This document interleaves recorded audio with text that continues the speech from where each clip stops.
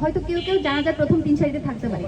এটা খুব দারুণভাবে স্পষ্ট যে রাষ্ট্রপক্ষ আমাদের বিভিন্ন মাধ্যমে বিভিন্ন জায়গায় যখন আমরা রাষ্ট্রের সহযোগিতা কামনা করছি, একটা পক্ষ যখন আমাদেরকে সহযোগিতা করতে এগিয়ে আসে, সেই সহযোগিতাটা বাস্তবায়ন হয় না আরেকটা পক্ষের অসহযোগিতার কারণে।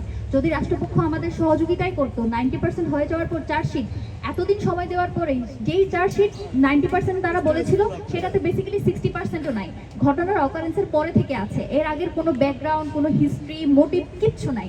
তো রাষ্ট্রপক্ষের যদি সহযোগিতাই থাকতো, তাহলে তো আমাদের বিচারের জন্য মাঠে মাঠে পড়ে থাকতে হতো না, বা আমাদের এত দাঁড়ে দাঁড়ে যেতে হতো না।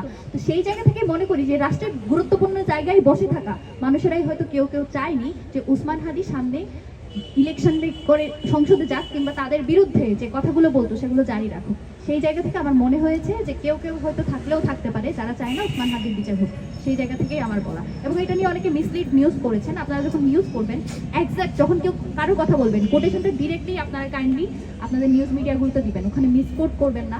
কারণ আপনারা জানেন অনেক পক্ষ চায় যে ইনকিলাব মঞ্চকে কোনোভাবেই ইরিলেভেন্ট করে ফেললে এই হত্যার বিচার থেকে মানুষ সরে যাবে, এবং সেই প্রচেষ্টা অব্যাহত রেখেছে ইনকিলাব মঞ্চ সহ যারা এই বিচারের জন্য সোচ্চার আছে, তাদেরকে বিভিন্নভাবে ভিলিফাই করার জন্য, ডিহিউম্যানাইজ করার জন্য।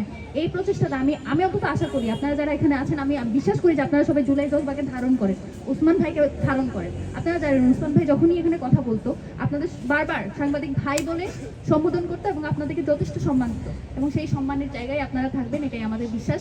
আপনাদেরকে আমরা পাশে চাই, আশা করি পাশে থাকবেন।